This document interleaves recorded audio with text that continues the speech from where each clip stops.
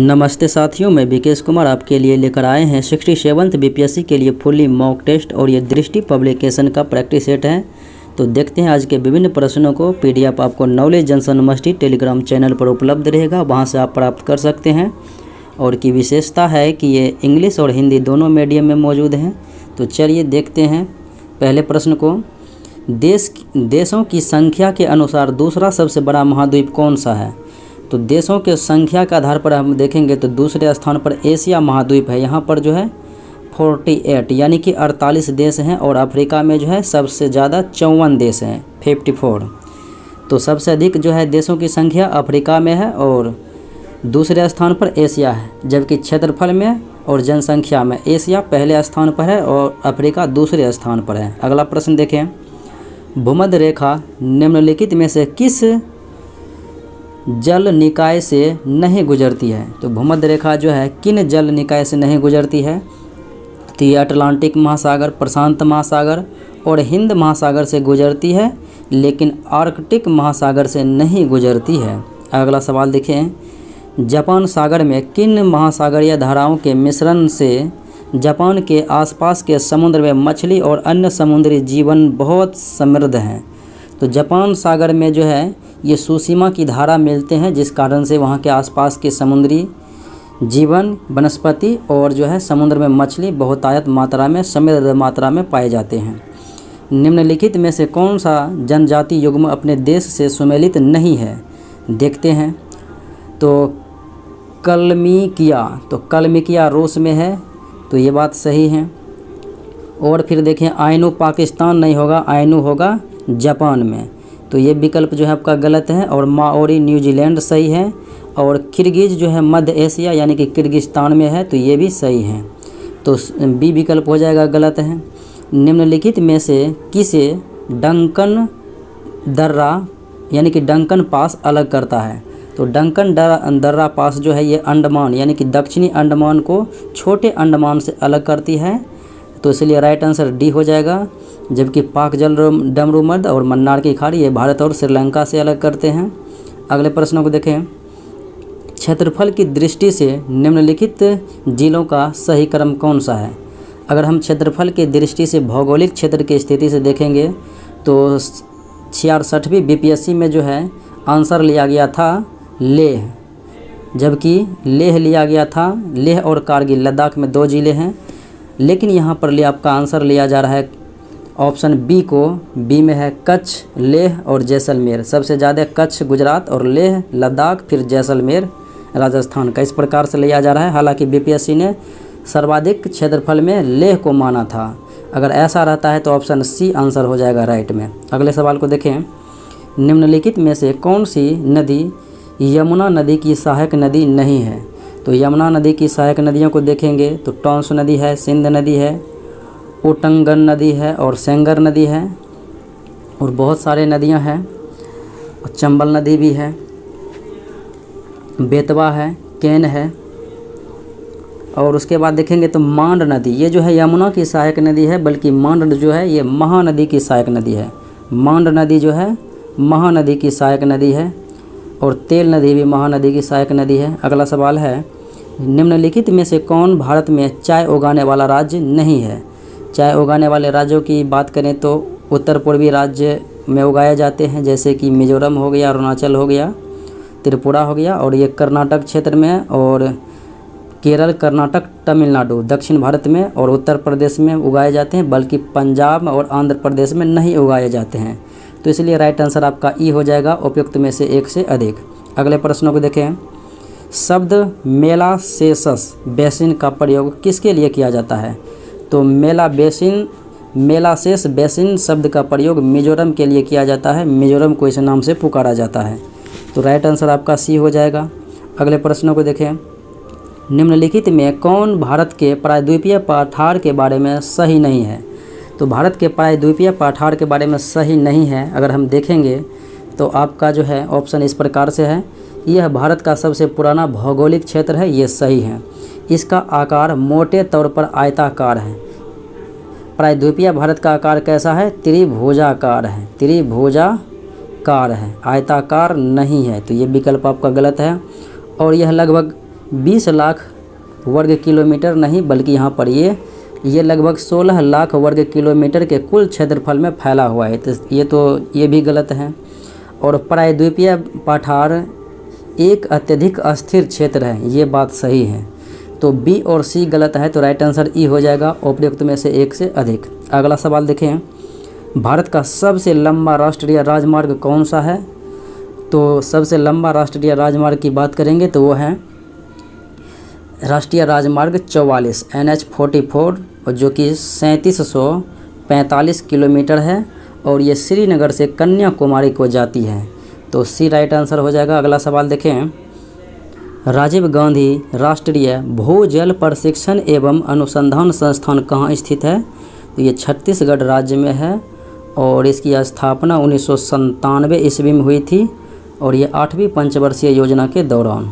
अगले प्रश्नों को देखें, देश के कुल भौगोलिक क्षेत्र का कुल वन और वृक्ष आवरण कितने प्रतिशत हैं? तो 24.56% हैं। तो राइट आंसर डी हो जाएगा। भारत वन स्थिति रिपोर्ट ISFR 2019 के अनुसार किस राज्य ने मैंग्रोव आवरण में सबसे अधिक वृद्धि दिखाई? तो मैंग्रोव वन में सर्वाधिक वृद्धि दिखाई 2019 के जो है वन स्थिति रिपोर्ट के अनुसार गुजरात राज्य। तो इस प्रकार से राइट आंसर आपका ए हो जाएगा। अगला सवाल देखें, बिहार में किस प्रकार के पुरातात्विक स्रोत पाए गए हैं? तो बिहार में पुरातात्विक स्रोत देखेंगे तो नवपाषाण संस्कृति, ताम्रपाषाण संस्कृति, पाषाण युग और NBPW संस्कृति पाई गई हैं। तो इसलिए राइट आंसर ई हो जाएगा उपयुक्त में से एक से अधिक, क्योंकि सभी विकल्प सही हैं। सबसे पहले पढ़े जा सकने वाले अभिलेख किस सम्राट के समय के हैं? तो अशोक के सम्राट के समय के हैं, और अशोक के अभिलेख को सर्वप्रथम जो है पढ़ने वाले व्यक्ति जेम्स प्रिंसेप थे। 1837 ईस्वी में पढ़ने में सफलता पाई। गुप्त राजा समुद्रगुप्त के बारे में क्या सही नहीं है? देखें ऑप्शन को, तो भारत में राजनीतिक एकता स्थापित किया था, ये सही है। हरिसेन उसके दरबारी कवि थे, और संस्कृत को अपनी दरबारी भाषा घोषित किए थे, ये भी सही है। और वह अपने पड़ोसी राज्यों के साथ मित्रवत नहीं था, मित्रवत था, ये नहीं वाले बात जो है गलत हैं। तो इसलिए डी विकल्प हो जाएगा। संतों के सूफी साहित्य के लिए क्या मान्य नहीं है? तो संतों के सूफी साहित्य के लिए देखें तो तज़किरा, संतों का जीवन, ये सही है। मलकुजात, संतों के बीच संवाद, ये भी सही है। मकतूब, संतों का लेखन, ये भी सही है। दस्तूर उल अलमा, अधिकार और जिम्मेदारी, ये गलत है। ये जो है दस्तूर उल अलमा, ये जो है भू राजस्व के लिए किया गया था, कर संग्रह के लिए, तो ये जो है गलत है। अगला सवाल देखें, बिहार में मुग़ल शासन के बारे में जानकारी देने वाला स्रोत कौन सा है?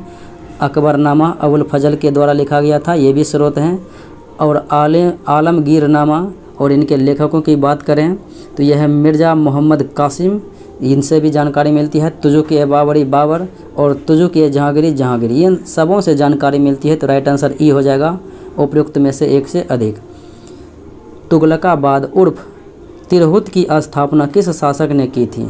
तो तिरहुत उर्फ तुगलकाबाद की स्थापना गियासुद्दीन तुगलक के द्वारा किया गया था। तो राइट आंसर ए हो जाएगा। अगला सवाल देखें, बिहार के प्रसिद्ध संत अहमद चेयरमपोश के साथ किस शासक की बैठक हुई? तो संत अहमद चेयरपोश के साथ जो बैठक हुई थी फिरोज शाह तुगलक की। तो राइट आंसर सी हो जाएगा। घाघरा का युद्ध किनके बीच हुआ था? बात करें घाघरा तो पानीपत, खानवा, चंदेरी और घाघरा, ये तमाम युद्ध जो है बाबर ने ही लड़े थे और बाबर ने ही विजेता रहे। लेकिन ये जो है सुल्तान महमूद के बीच लड़ा था। घाघरा का युद्ध जो है 1500 बात करें तो 26, 27, 28, 29, ये जो है पानीपत, खानवा, चंदेरी, घाघरा, ये जो है सीरियली युद्ध का क्रम था। तो सभी युद्ध बाबर ने ही जीता। तो राइट आंसर आपका डी हो जाएगा। अगले प्रश्नों को देखें, किसके प्रशासनिक सुधारों के तहत सरकार नामक इकाई स्थापित की गई थी? तो सरकार नामक जो है इकाई स्थापित की गई थी किनके प्रशासनिक सुधार के लिए? तो ये शेर शाह के जो है प्रशासनिक सुधार के लिए। तो राइट आंसर सी हो जाएगा। और अगला सवाल देखें, वह सभ्यता जिसके कई शहरों की एक विशेषता दुर्गीकरण थी। तो वह जो है विशेषता जिसके कई शहरों की एक विशेषता दुर्गीकरण, तो ये हड़प्पा सभ्यता के बारे में ऐसा कहा जा रहा है। गर्तावासों को किसके साथ संबंध किया जा सकता है, तो आर्यों के साथ संबंध स्थापित किया जा सकता है। और आर्यों की आगमन जो है लगभग 1500 ईस्वी पूर्व माना जाता है। अगला सवाल देखें, ऋग्वेद की बहुत सी बातें किस ग्रंथ के समान है, तो बहुत सी बातें जो है अवेस्ता के समान है, तो राइट आंसर ए हो जाएगा। निम्नलिखित में कौन सा युग्म सही सुमेलित नहीं है, देखें तो हैप्लॉइड, एक कोशिका में गुणसूत्रों के 2 सेट, ये गलत हैं। अर्धगुणित रहते हैं और अगुणित रहते हैं तो इसे हम हैप्लॉइड कहते हैं, तो ये तो गलत है। और कैरियोकाइनेसिस, साइटोप्लाज्म का विभाजन, तो साइटोप्लाज्म का विभाजन जो है कैरियोकाइनेसिस के द्वारा नहीं होता है, तो साइटोकाइनेसिस के द्वारा साइटोकाइनिन का जो है विभाजन, साइटोप्लाज्म का विभाजन होता है, तो ये तो गलत हो गया। ये विकल्प भी गलत है, क्योंकि कैरियोकाइनेसिस के द्वारा जो है किनका विभाजन होता है, तो कोशिका विभाजन के सिद्धांत नाभिक का विभाजन होता है। और फिनोटाइप में वे लक्षण है जो जीव का चरित्र जो प्रत्यक्ष रूप से दिखाई देता है, वो फिनोटाइप, ये सही है। और टोनोप्लास्ट रिक्तिका के आसपास की झिल्ली होती है, चारों ओर की झिल्ली, तो ये सही है। ये भी गलत है, तो राइट आंसर ई हो जाएगा, उपयुक्त में से एक से अधिक। अगला सवाल देखें, आनुवांशिकी के बारे में निम्नलिखित में से कौन सा कथन सही नहीं है, यानी कि गलत है, देखते हैं। वंशानुगत लक्षणों का पीढ़ी दर पीढ़ी तक स्थानांतरण आनुवांशिकी कहलाता है, ये सही है। जेनेटिक्स नाम का उपयोग जो है W. वाटसन द्वारा 1905 ईस्वी में रखा गया था, ये भी सही है। और जोहानसन को आनुवांशिकी का पिता नहीं कहा जाता है, मेंडल को कहा जाता है। जोहानसन ने सबसे पहले जीन शब्द का प्रयोग किया था और ये इसलिए ये गलत हैं। और जोहन मेंडल ने अपने प्रयोग के आधार पर आनुवांशिकता का सुझाव दिया, ये बात सही है। सी विकल्प जो है आपका गलत है। जीन के कार्यात्मक इकाई को क्या कहते हैं, तो जीन के कार्यात्मक इकाई को सिस्ट्रॉन कहते हैं। और उत्परिवर्तन की इकाई को म्यूटॉन कहते हैं। संयोगन की इकाई को जो है रेकॉन कहते हैं। अगला सवाल देखें, पपीते के खाने योग्य भाग को कौन सा क्या कहते हैं, तो मेसोकार्प्स खाते हैं पपीते का। और लीची का जो है एरिल खाते हैं। थैलमस यानी पुष्पासन, तो ये जो है सेब का खाते हैं। जन्म दर क्या होती है, जन्म दर वह होती है जब किसी दी गई जनसंख्या में जन्म के द्वारा व्यक्तियों की संख्या में वृद्धि होती है, तो इसे हम जन्म दर कहते हैं। सोते समय RBC यानी कि लाल रक्त कणिकाएँ कितने प्रतिशत कम हो जाती है, तो 5% कम हो जाती है। निम्नलिखित में कौन सा वायरस चेचक का कारण बनता है, तो चेचक जो है किनके कारण से, तो वेरिओला वायरस के कारण से। और छोटी माता बात करें तो बेरिसेला वायरस से कौन होती है, छोटी माता। मम्प्स वायरस से, मम्प्स यानी कि खसरा होता है, तो आपका सी राइट आंसर हो जाएगा। हर्पीज वायरस से हर्पीज। निम्नलिखित में कौन सा प्रोटोजोआ के कारण होने वाला रोग नहीं है, प्रोटोजोआ के कारण नहीं होने वाला रोग है मलेरिया प्रोटोजोआ, कालाजार प्रोटोजोआ, नींद की बीमारी यानी कि सोने की बीमारी, ये प्रोटोजोआ कारण। बाकी टेटनस जो है ये बैक्टीरिया के कारण होती है, यानी कि जीवाणु के कारण से होती है, तो राइट आंसर आपका ए हो जाएगा। भिखारी ठाकुर को किस नृत्य शैली का जनक माना जाता है, तो भिखारी ठाकुर को विदेशिया नृत्य शैली का जनक माना जाता है। अगला सवाल, गंगा और किस नदी के संगम पर सोनपुर वैशाली से 35 किलोमीटर दूर है, तो सोनपुर वैशाली से जो 35 किलोमीटर दूर है, ये गंगा और किस नदी पर है, गंडक नदी पर। गंडक आपको विकल्प में है नहीं, तो राइट आंसर ई हो जाएगा, उपयुक्त में से कोई नहीं। अगला सवाल है, छठ पूजा एक प्रमुख त्यौहार है जिसे किस भगवान या फिर देवी देवताओं का पूजा मनाया जाता है, तो छठ पूजा में जो है सूर्य भगवान की पूजा की जाती है, तो डी आंसर। निम्नलिखित में कौन सा हस्तशिल्प अधिकांशतः नदी के तट पर पनपने वाले खरपतवार पर जो है आधारित है, ये जो है हस्तशिल्प कौन सा है जो अधिकांशतः नदी के तट पर पनपने वाले खरपतवार पर जो है आधारित है, तो ये है सिक्की का काम, तो ऑप्शन ए हो जाएगा राइट आंसर। अगला सवाल देखें, निम्नलिखित में कौन सी बोली बिहार राज्य में बोली जाती है, तो बिहार में मिथिला क्षेत्र में जो है मैथिली बोली जाती है और अंगिका बोली जाती है, सरनेमी बोली जाती है, कोदमानी बोली जाती है और बज्जिका, ये सभी भाषा जो है बिहार में बोली जाती है। तो राइट आंसर उपयुक्त में से एक से अधिक। किस वर्ष से आरबीआई ने बैंकों को उनके सीआरआर कैश रिजर्व रेशियो पर ब्याज आय का भुगतान करना शुरू किया? तो आरबीआई के द्वारा जो है सीआरआर ब्याज दर बैंकों के साथ जो है भुगतान करना शुरू किया था। तो ये 1999-2000 ईस्वी में। तो राइट आंसर सी हो जाएगा। किस वर्ष आरबीआई द्वारा व्यक्तियों को भी सरकारी प्रतिभूति बाजार में भाग लेने की अनुमति दी है? तो भाग लेने की अनुमति दी है और ये 2016-17 ईस्वी में। तो राइट आंसर आपका डी हो जाएगा। वित्तीय वर्ष वित्तीय अस्थितियों का प्रतिभूतिकरण, वित्तीय अस्थितियों का प्रतिभूतिकरण और पुनर्निर्माण और प्रतिभूति हित का प्रवर्तन अधिनियम सरफेसी अधिनियम पारित किया गया था कब? तो सरफेसी अधिनियम 2002 ईस्वी में पारित किया गया था। तो राइट आंसर बी हो जाएगा। राज्यों को सांविधिक अनुदान किसकी सिफारिश पर दिया जाता है? तो राज्यों को जो है सांविधिक अनुदान दिया जाता है किनके सिफारिश पर? तो भारत के वित्त आयोग के सिफारिश पर दी जाती हैं। निम्नलिखित में से किस संविधान संशोधन अधिनियम ने राष्ट्रपति के राष्ट्रीय आपातकाल लगाने के अधिकार को भारत के एक निर्दिष्ट हिस्से तक सीमित किया है? तो राष्ट्रपति जो है राष्ट्रीय आपात जो है भारत के संपूर्ण या किसी भी हिस्से पर लगा सकते हैं, लेकिन एक सीमित एक जो है निर्दिष्ट किया था, एक हिस्से को सीमित किया है 42वां संविधान संशोधन 1976 ईस्वी में। निम्नलिखित में से कौन राष्ट्र की एकता, अखंडता और एकजुटता के प्रतीक के रूप में कार्य करता है? तो राष्ट्रपति महोदय जो हैं ये राष्ट्र की एकता, अखंडता और एकजुटता के रूप में कार्य करते हैं। अगला सवाल है, भारत के राष्ट्रपति के रूप में चुनाव के योग्य होने के लिए एक व्यक्ति को कितनी वर्ष? तो कम से कम राष्ट्रपति बनने के लिए 35 वर्ष, राष्ट्रपति, उपराष्ट्रपति, राज्यपाल। विधानसभा, लोकसभा और प्रधानमंत्री बनने के लिए 25 वर्ष। राज्यसभा के सदस्य और विधान परिषद के सदस्य बनने के लिए 30 वर्ष। अगला प्रश्न देखें, निम्नलिखित में से कौन भारत के उपराष्ट्रपति के बारे में सही नहीं है? वह 5 वर्ष की अवधि के लिए पद धारण करता है, ये सही है। वह अपने 5 वर्ष की अवधि से अधिक पद धारण नहीं कर सकता है, ये गलत है। जब तक उसका उत्तराधिकार नहीं हो जाएगा तब तक वो पद पर बने रहते हैं। तो बी विकल्प गलत है। वह फिर से चुनाव लड़ सकते हैं, योग्य हो सकते हैं और वह जितने भी कार्यकाल के लिए चुने जा सकते हैं, ये भी सही है। बी विकल्प गलत है। सभी केंद्रीय मंत्री सभी गलतियों एवं कृत्यों के लिए किसके प्रति संयुक्त रूप से जिम्मेदारी लेते हैं? तो लोकसभा के प्रति जिम्मेदारी लेते हैं। किसने कहा था कि मंत्रिमंडल राजनीतिक गुंबज की आधारशिला है? तो ये लोवेल के द्वारा कहा गया था। तो आंसर ए हो जाएगा। निम्नलिखित में से किस समिति को सुपर कैबिनेट के रूप में वर्णित किया जाता है?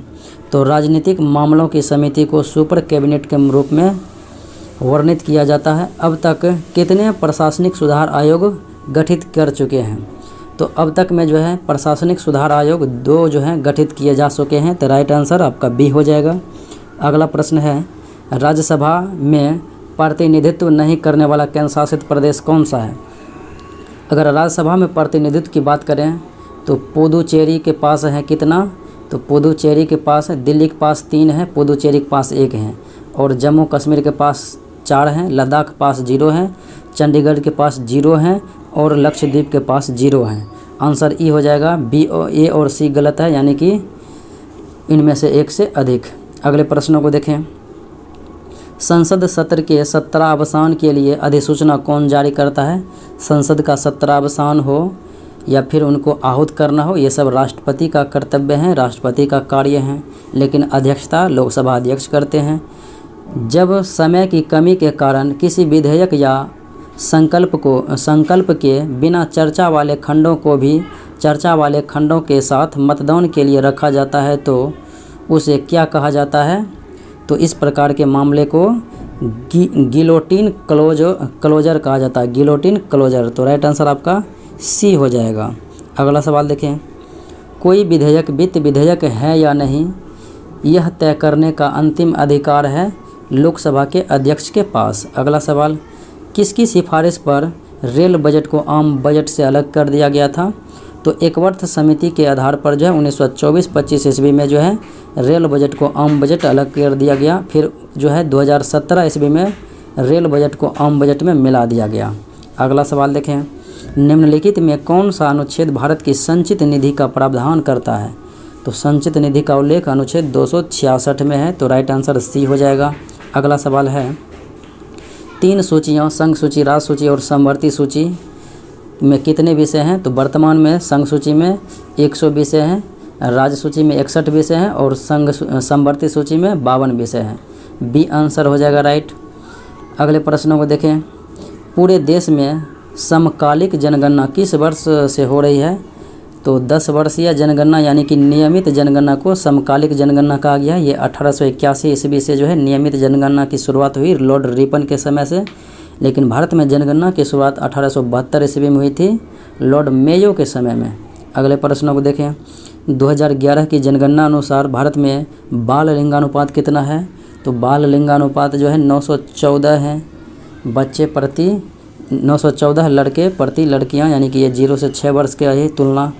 अगर हम देखेंगे लिंगानुपात तो 943 है, प्रति 1000 पुरुष पर 943 महिलाएं। ये भारत की लिंगानुपात है।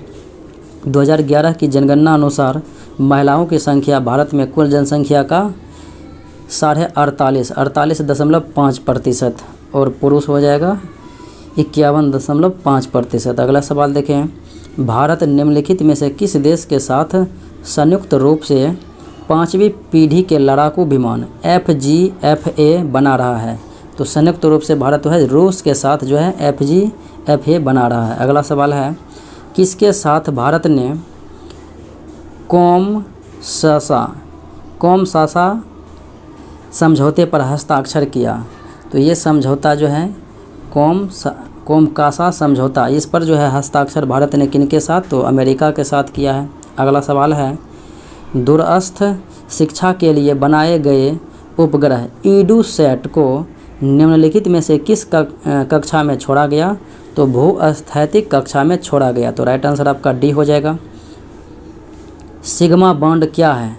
तो सिग्मा बॉन्ड के बारे में पूछा जाता है कि यह क्या है? तो यह जो है परमाणु कक्षाओं के रैखिक अतिव्यापन से बना एक बंध होता है। तो राइट आंसर सी हो जाएगा।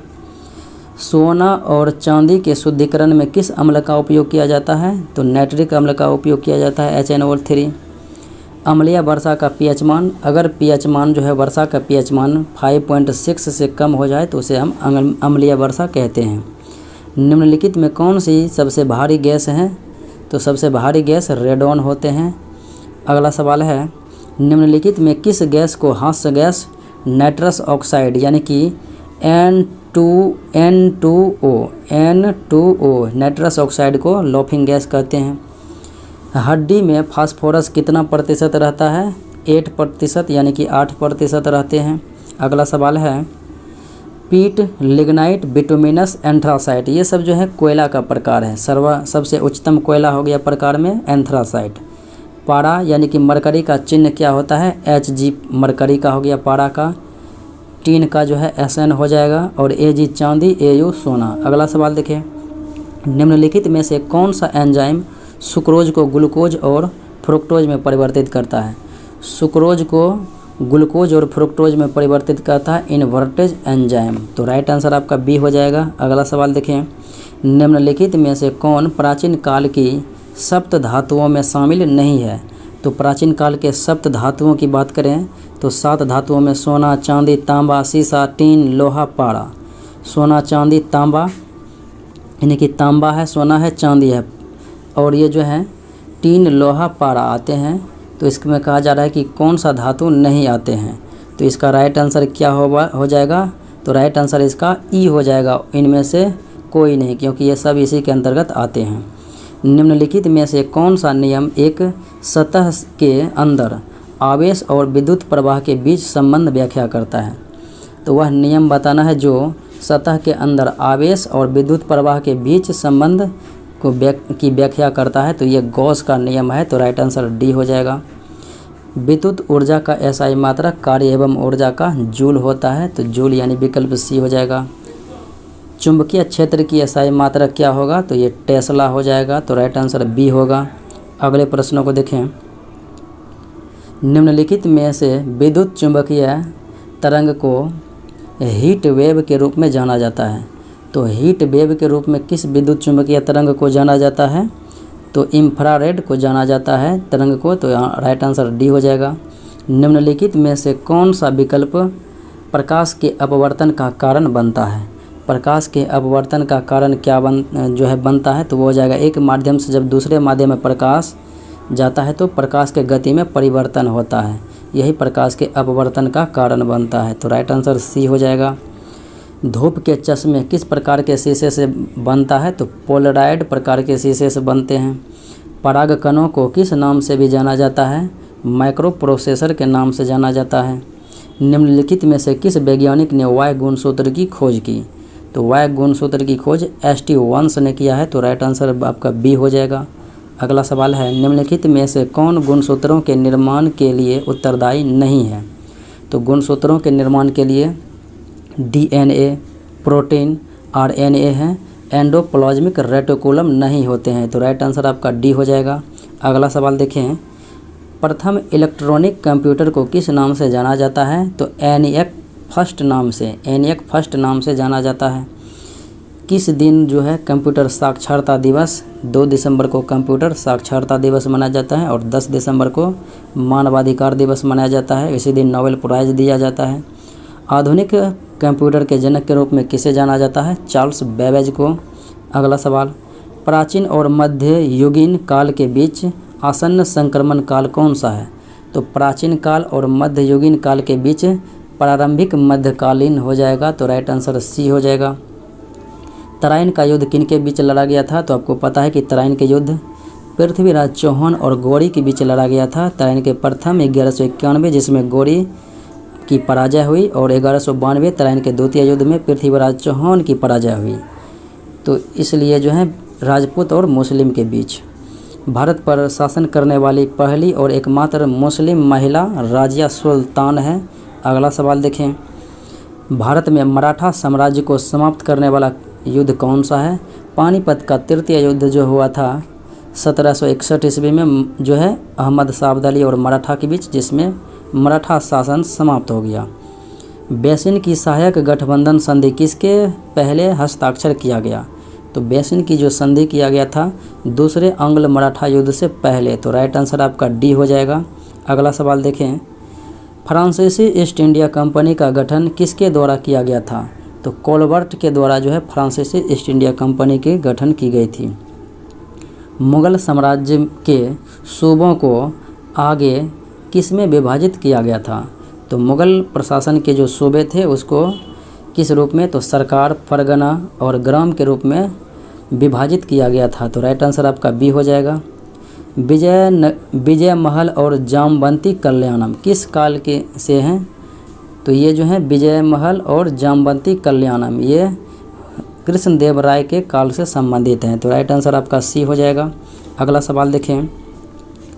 कुलीनों द्वारा पैदा की गई समस्याओं से बचने के लिए कई अध्यादेश पारित किए गए, यह किसके तहत किया गया था, तो ये किसके तहत किया गया था, यानी कि किन शासकों के तहत किया गया था, तो ये अलाउद्दीन खिलजी के प्रशासनिक सुधार के तहत जारी किया गया था।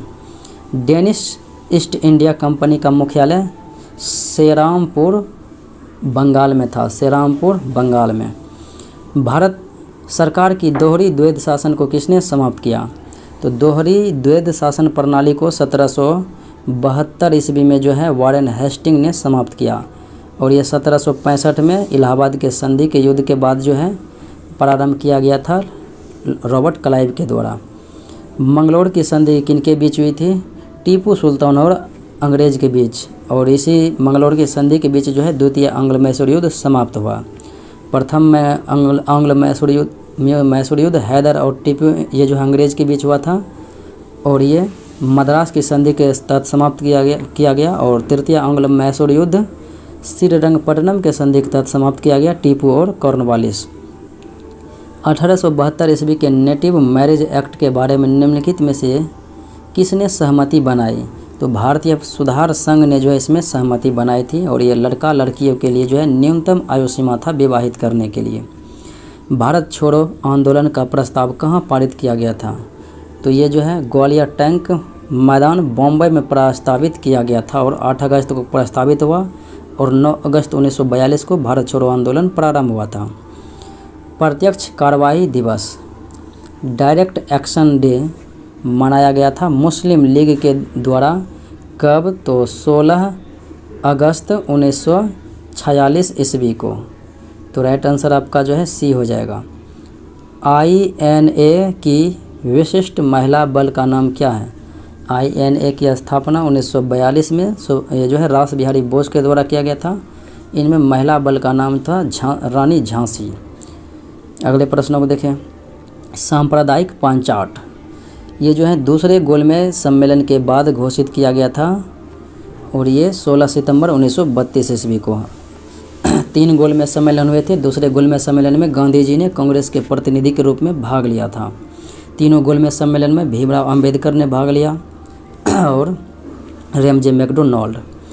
होम रूल लीग का गठन किसके द्वारा किया गया था? तो होम रूल लीग का गठन जो है 1916 में पुणे में बाल गंगाधर तिलक और मद्रास में एनी बेसेंट के द्वारा। तो राइट आंसर ई हो जाएगा, उपरोक्त में से एक से अधिक। अगले प्रश्नों को देखें। मद्रास नेटिव एसोसिएशन के संस्थापक, तो मद्रास नेटिव एसोसिएशन की स्थापना जो है 1852 ईस्वी में हुआ था CY मुदलियार के द्वारा। तो राइट आंसर आपका डी हो जाएगा। नवंबर 2021 में केंद्रीय मत्स्य पालन, पशुपालन और डेयरी मंत्रालय ने किस जिले को भारत का सर्वश्रेष्ठ समुद्री जिला घोषित किया? बालासोर, उड़ीसा को। तो राइट आंसर बी हो जाएगा। इंदिरा गांधी शांति पुरस्कार 2021 से किस गैर सरकारी संगठन को सम्मानित किया गया था?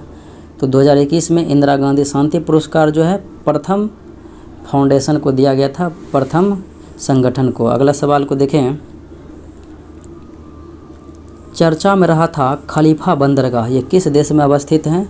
संयुक्त अरब अमीरात में अवस्थित हैं। साखारोव पुरस्कार 2021 से किसे सम्मानित किया गया था?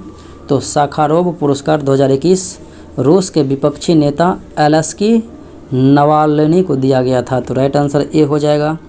IPL के 14वें सीजन के पर्पल कैप के विजेता रहे थे हर्षल पटेल, और बात करें ऑरेंज कैप बल्लेबाजों में तो ऋतुराज गायकवाड़, और बात करें 15वें सीजन के जो हैं पर्पल कैप तो ये रहा था युजवेंद्र चहल, और फिर बात करें 15वें सीजन में जो है ऑरेंज कैप के तो जोश बटलर रहा था। अगले प्रश्नों को देखें। थॉमस कप 2021 का विजेता कौन सा देश रहा? तो थॉमस कप 2021 का विजेता जो है इंडोनेशिया रहा था, इंडोनेशिया रहा था। तो इसलिए राइट आंसर आपका जो है ई हो जाएगा, उपयुक्त में से कोई नहीं। और 2022 का अगर पूछा जाएगा 2022 का तो ये हो जाएगा भारत। Thomas Cup 2022 Bharat. हाल ही में चर्चा में रहा शाहीन चक्रवात किस देश के तट से टकराया था? तो ये ओमान के तट से टकराया था। तो राइट आंसर ए हो जाएगा। अक्टूबर 2021 में खबरों में रहा लूसी मिशन किस अंतरिक्ष एजेंसी से जुड़ा हुआ है? तो ये नासा मिशन से जुड़ा हुआ है। ये जो है बृहस्पति के उपग्रह, बृहस्पति के ट्रोजन उपग्रह के जो है अध्ययन के लिए भेजने वाले हैं। अगले प्रश्नों को देखें।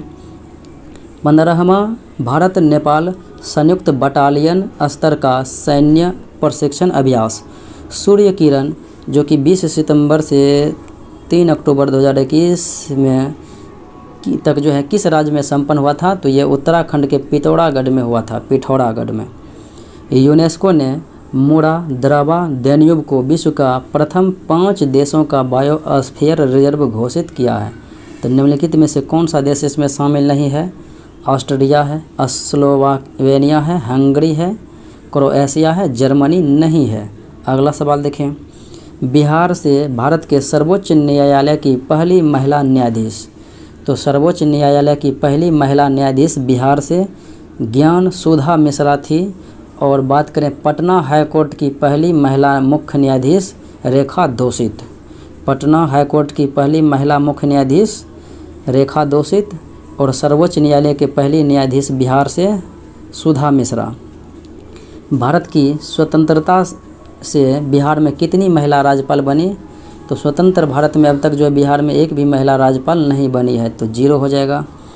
नेशनल ई विधान एप्लीकेशन नेवा लागू करने वाला देश का पहला पेपरलेस विधानमंडल कौन बन गया है? बिहार बन गया है, तो राइट आंसर डी हो जाएगा।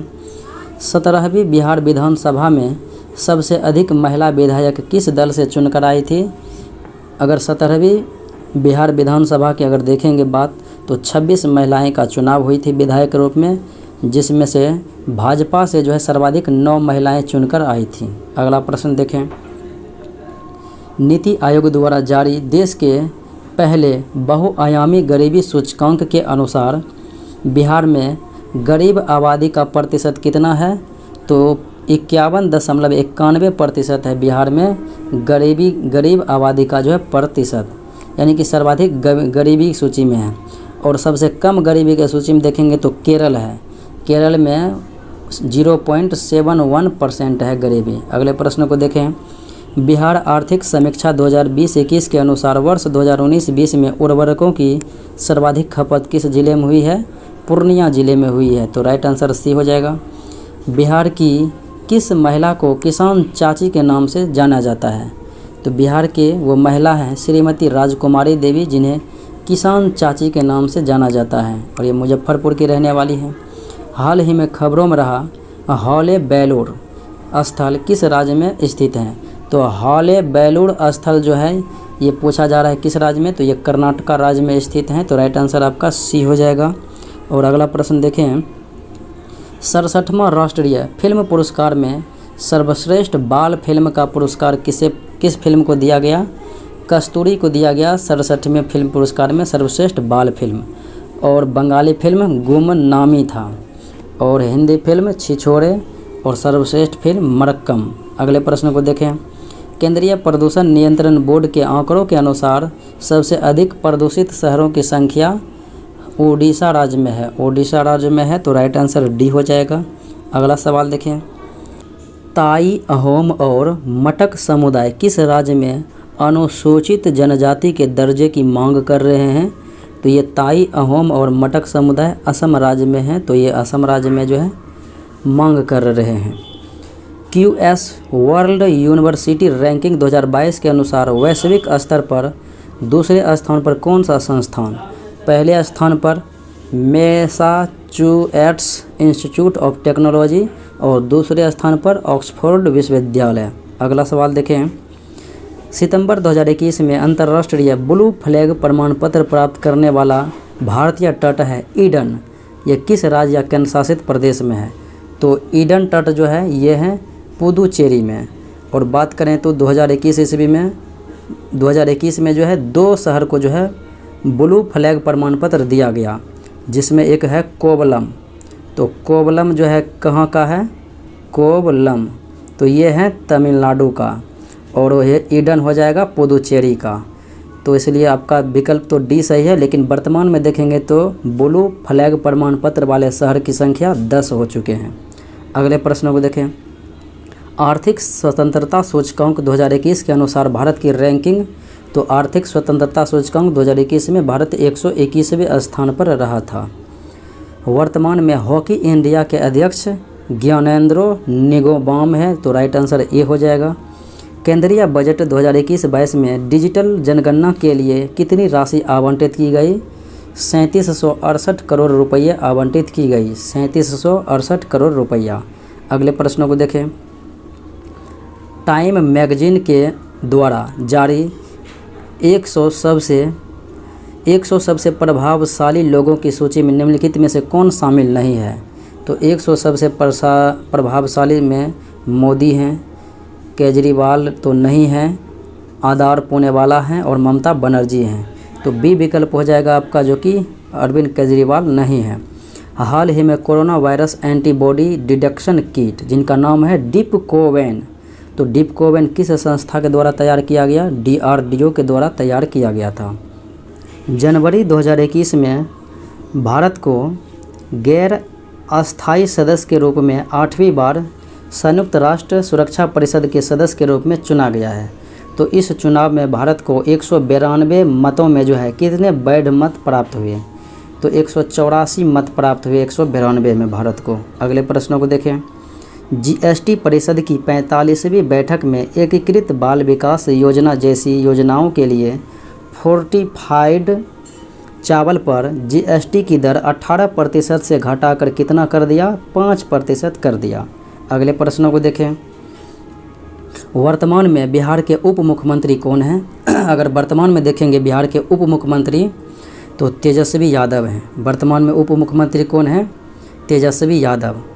तो इस प्रकार से आपका तारकिशोर और रेणु देवी भी लिया जाएगा तो आंसर ई ही होगा। तेजस्वी यादव भी होगा तो ई होगा, इनमें से कोई नहीं या एक से अधिक। जुलाई 2021 में किस राज्य की विधानसभा ने विधान परिषद के गठन संबंधित प्रस्ताव पारित किया?